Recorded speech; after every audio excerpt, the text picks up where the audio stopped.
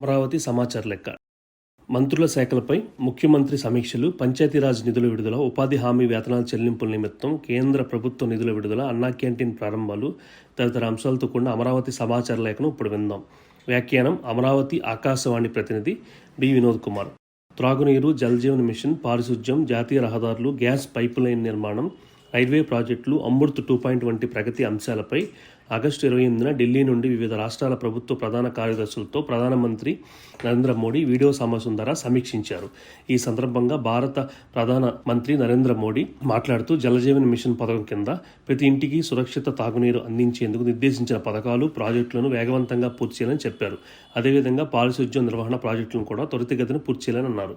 పలు railway road ప్రాజెక్టులు, నూతన పైపులైన్ నిర్మాణ ప్రాజెక్టులను కూడా సకాలంలో పూర్తి చేసేందుకు చర్యలు తీసుకోవాలని, అలానే Atal mission for rejuvenation and urban transformation 2.0 కింద పట్టణాల్లోని ప్రతి ఇంటికి సురక్షిత తాగునీటి సౌకర్యాన్ని కల్పించడం, సేవరేజ్ ట్రీట్మెంట్ ప్రాజెక్టులు, త్రాగునీటి వనరుల చుట్టూ పార్కుల అభివృద్ధికి సంబంధించిన ప్రాజెక్టులు వేగవంతంగా పూర్తి చేయాలని ప్రధానమంత్రి నరేంద్ర మోడీ ప్రభుత్వ ప్రధాన కార్యదర్శులను ఆదేశించారు.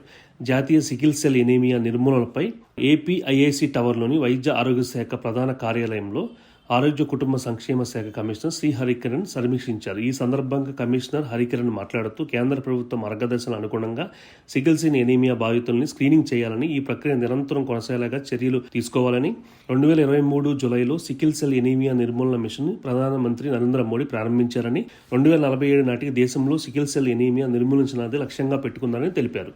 గుంటూరు జిల్లా వెలగపూడి సచివాలయం ముఖ్యమంత్రి నారా చంద్రబాబు నాయుడు విద్యుత్ శాఖపై ప్రస్తుతం విద్యుత్ ఉత్పత్తి సరఫరా, యూనిట్ విద్యుత్ తయారవుతున్న వ్యయం, లోటును భర్తీ చేసేందుకు ఇతర గ్రిడ్ల నుండి కొనుగోలు చేస్తున్న విద్యుత్కు అవుతున్న వ్యయం తదితర అంశాలపై, అదేవిధంగా థర్మల్, జల విద్యుత్, సోలార్, విండ్ వంటి విద్యుత్ ఉత్పత్తి ప్రాజెక్టులను త్వరలో అందుబాటులో రానున్న విద్యుత్ ప్రాజెక్టుల పరిస్థితులపైన సమీక్షించారు.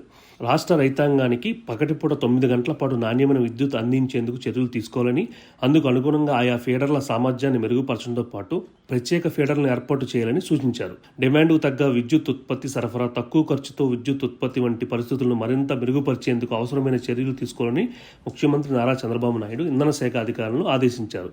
ప్రస్తుత ఆర్థిక సంవత్సరం అంటే 2024-25లో మొదటి శాంక్షన్ కింద కేంద్ర గ్రామీణాభివృద్ధి శాఖ ఉపాధి హామీ వేతనాల చెల్లింపు నిమిత్తం 21.5 కోట్ల పనిదినాలకు గాను 5,730.90 కోట్ల నిధులను కేంద్ర ప్రభుత్వం మంజూరు చేసిందని రాష్ట్ర ఉప ముఖ్యమంత్రి, పంచాయతీరాజ్, గ్రామీణాభివృద్ధి శాఖ మంత్రి పవన్ కళ్యాణ్ తెలిపారు. గతంలో ఆమోదించిన 15 కోట్ల పనిదినాలకు సంబంధించిన వేతనాలు, నిధులు 2,934.80 కోట్లు మంజూరు చేసి విడుదల చేసిందని, అదనంగా ఇప్పుడు 2,812.98 కోట్లు మంజూరు చేస్తూ కేంద్ర గ్రామీణాభివృద్ధి శాఖ ఉత్తర్వులు ఇచ్చిందని ఉప ముఖ్యమంత్రి చెప్పారు.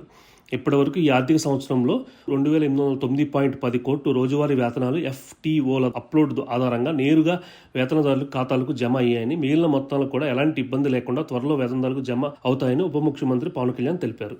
మంగళగిరి అన్నా క్యాంటీన్ల ఏర్పాటుతో పేదలకు ఆకలి బాధలు తొలగిపోయాయని ఐటీ శాఖ మంత్రి అన్నారు. తెలుగుదేశం, జనసేన, బీజేపీ కూటమి ప్రభుత్వ ఆధ్వర్యంలో మంగళగిరి నియోజకవర్గం తాడేపల్లి, నులకపేట, మంగళగిరి పాత బస్టాండ్ వద్ద ఏర్పాటు చేసిన అన్నా క్యాంటీన్ను ఆయన కూటమి నేతలతో కలిసి ప్రారంభించారు. ముందుగా ఎన్టీఆర్ విగ్రహానికి పొలమాలలు వేసి నివాళులర్పించారు. అనంతరం వేదపడిన మంత్రోచ్చాల మధ్య రిబ్బన్ కట్ చేసి అన్నా క్యాంటీన్ ప్రారంభించారు. అన్నా క్యాంటీన్లలో ప్రజలు స్వయంగా ఉదయం అల్పాహారం వడ్డించి మంత్రి నారా లోకేష్ అన్నా క్యాంటీన్ ను ప్రారంభించారు. అన్నా క్యాంటీన్ వెబ్సైట్ వివరాలను సిబ్బందిని అడిగి తెలుసుకున్నారు. టోకెన్ జారీ ప్రక్రియ వివరాల కోసం రూపొందించిన వెబ్సైట్ ను పరిశీలించారు.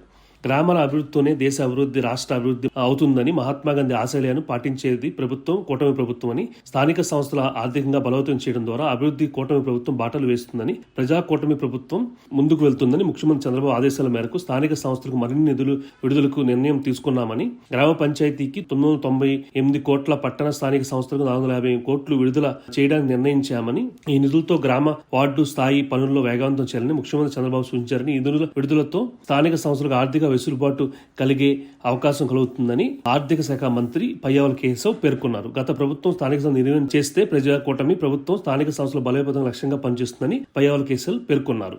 ఇప్పటి వరకు అమరావతి సమాచార లేఖను ఉన్నారు. మరిన్ని కొత్త వార్తా విశేషాలతో సెప్టెంబర్ నెల సమాచార లేఖలో కలుపుతాం. బి వినోద్ కుమార్, ఆకాశవాణి ప్రతినిధి.